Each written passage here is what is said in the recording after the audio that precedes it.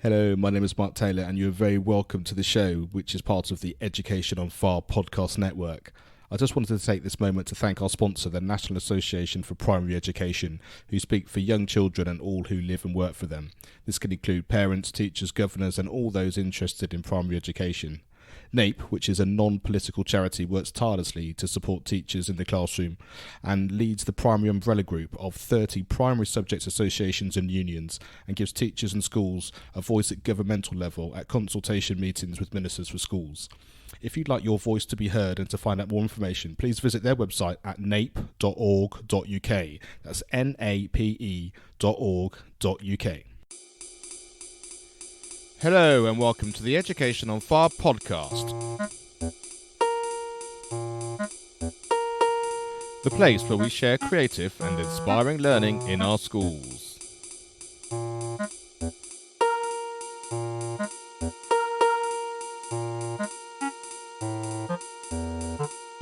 Hello, this is Mark Taylor. Welcome back to the Education on Fire podcast, and this is the finale of our Wellbeing season. Thank you so much for joining me over the last few weeks. It's been a really interesting journey for me, speaking to so many different people in so many different ways to hopefully support you and give you some information and some guidance on some of the things that are out there, maybe to get you thinking about what's happening in your school and how some of these conversations could have helped you. What I'd like to do today is to give you a very brief recap of just some of the people that had been on this series, just so that you can go back and listen to any ones that you maybe have missed and you want to hear again, but also to give you a couple of my thoughts really about wellbeing and how it fits in the overall learning process and also within the school system that we have these days. So just going through the episodes that we released, we had social and emotional skills with Peppy Pels, talking about apps and books and resources that are out there to support children all the way down from sort of age 2 through to age 9, which I think is a wonderful thing. I had my conversation with Sam Moyne about his experience of being a teacher, and then actually his desire then, having been through that, and his struggles to want to support students in terms of their well-being, in terms of the things that he thought they needed as they were going through the system, sort of crowding everything else, not giving them the space and the opportunity to be able to do that. And so he created the student breakthrough, and he supports not just one-on-one coaching within students, but also is able to coach you as teachers or people who are older that can actually give back and actually have that support that you can give to your children, which I think is a wonderful, wonderful support mechanism for you too. My conversation with Tina Owen Moore, talking about the Alliance Way and her book, but really her journey about creating a bully-free school, and that all started with a grant from the Bill and Melinda Gates Foundation. But just the way she talked about the atmosphere they created, how they did it, how they had this open dialogue about how some of the background, some of the stories of the children, even though they weren't sharing them in terms of name, they were talking about the ability to understand and be empathetic about some of the stories and some of the things that were happening in other children's lives. And I think that just really created an atmosphere of growth. And one of the themes which has come through, of course, is the fact that that broad curriculum, the arts, the music, making such a big difference in terms of how the atmosphere comes together. We had my conversation with Sean Delente, and he was talking about his book, but his experience again about whole school approach to LGBT plus inclusion, and the story of actually some of the things that came to light within his school, and then the courses and some of the trainings he put together basically to support his school first, which then has just got broader and broader and expanded, going all the way to number 10 and being honoured by the Prime Minister, which is just an amazing thing. And he still continues to go around sharing all this great support and advice, which I think is just incredible. That was episode 110. We talked to the Powwow Academy about health and how wellbeing was fitting in there and the resources that they were able to do, CPD, and Caroline Sargent, who was trained at the Italia Conti's Academy of Theatre Arts and worked as a professional actress and performer, and she was able to put all of her experiences and all of her experience of working in schools as well as that other professional side to actually create this Powwow Academy, which is able to really sort of break things up, and I think and deliver some of these CPDs and some of these workshops in schools and songs that they've created to really give children a sense of well-being from actually experiencing it and actually having these fun, engaging and informative things which are really helping them live a healthy lifestyle.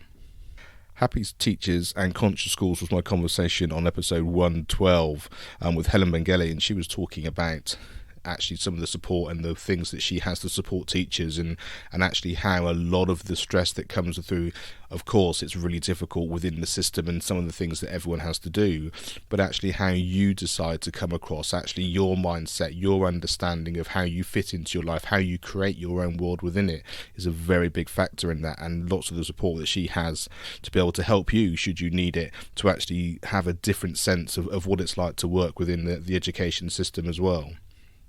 We also had our replay from Ashley Manuel about growing with gratitude, which is a wonderful program, and if you haven't heard that, I really suggest you do go back and listen to that one, because he's doing some amazing work in Australia, and the programs are available worldwide online, and he's just creating a real tidal wave of positivity through gratitude, through children really understanding how all that fits into their life.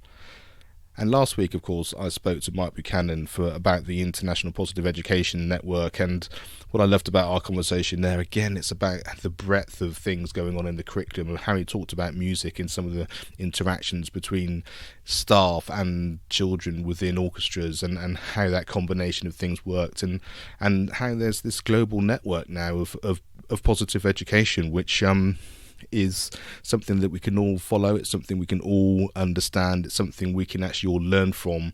And I think bit by bit he was explaining how that can change, partly individually, partly through policy, partly through conversations, and people leading the way. And I hope that over these episodes what you've managed to hear and understand is there's been a broad sense of different areas that we've managed to cover, helping you as teachers, helping you have resources and things that you can do for your children personally, how you can cope within your classrooms, and also hopefully have that positivity and understanding that the world, there are people out there supporting it to change, to support you as teachers, to support the education system grow and expand in a way that's going to be more supportive of our children.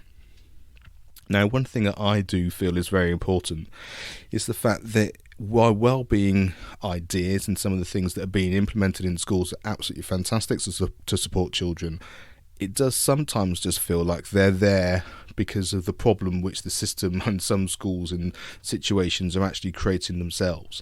You know, that narrowing of the curriculum sometimes, that sense of talking about the fact that it's about every individual child, but at the same time highly pushing SATs results and homework and various things which are just sort of taking the emphasis away of children actually growing at their own rate, of being able to express themselves, of being able to not feel like they're in a prison. I mean, lots of schools these days, you know, big fences and that sense of fear-based learning, rather than the actual joy of young children that just show you the way about how they want to learn, how they want to grow, and just pulling all those things together. And I think that's a really key factor, that if we don't take anything else away from this wellbeing season, that actually what we really want to have been able to produce is a sense of, yes, there may be things that we can do to help people who are struggling, but let's try and create a situation. Let's understand why some of these problems are happening in the first place, and actually create an environment, create a system, create a way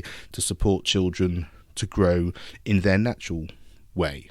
And I think we know that children do, as educators, as adults, yes, we need to set the framework and the experience in a way which we understand is in the best interest. My question is that, is the system as it is the situation in your school, does that have the children's best interests at heart? Are you really supporting them in the whole way? You know, do you have lots of arts going on? Do you have lots of PE going on? Are you able to give them the freedom to be able to come and go? Are they able to get up and walk around? Is everything very structured? Is it different class to class?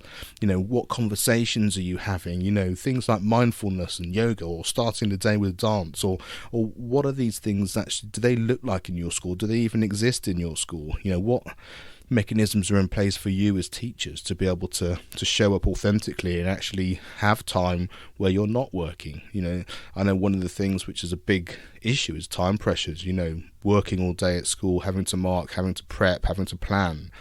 Well, think about what that's like for a 7-year-old, 8-year-old, 9-year-old who's at school all day, all the way through, maybe even to after school club, 4:30, 5 o'clock, then having to go home and do homework and extra this and extra that, and at the same time just trying to be a child, just trying to grow, just trying to enjoy life, just trying to be a child. We want to really support that, and it's not about pounding a lot of the same things. It's about giving a little bit of breath. It's about taking a step back. It's about breathing in, just living life. And one of the things which I think is really important is just understanding, if this was your child's last year at school, if this was their last day on earth, if it was your last day on earth, yes, we want to support them to grow and to learn and to become the best people that they can. But there are things that are happening which actually you think, I wish we wouldn't have done that. I wish this didn't have to happen every day. And then really think, does it really matter if they don't do this or if they don't do that? Or should we be pushing something different? Only you know what that is within your circumstances and your situation. But I think questioning these things are actually incredibly important. So yes, well-being mechanisms in place to support children who need support. But I think creating the environment of actually being able to let them thrive will change the whole perception of what well-being is. Well-being is just being you authentically, being able to thrive, and actually that's what I think we should be about. It's the main reason Education on Fire exists. A lot of the things that we share in all the different series, whether it was in ICT computing, whether it's in PE, whether it's in English literacy, it's about showing practices and people who are teaching and people who are learning in a way which is fun, but also really engaging and positive and relevant in their particular world. And I think all these things change the atmosphere. I think that's the most important thing. That sense of wonder, that sense of enjoyment, that sense of inquisitiveness, which you can do within the system which we have. And we may want that system to be different, but we can make a difference every day.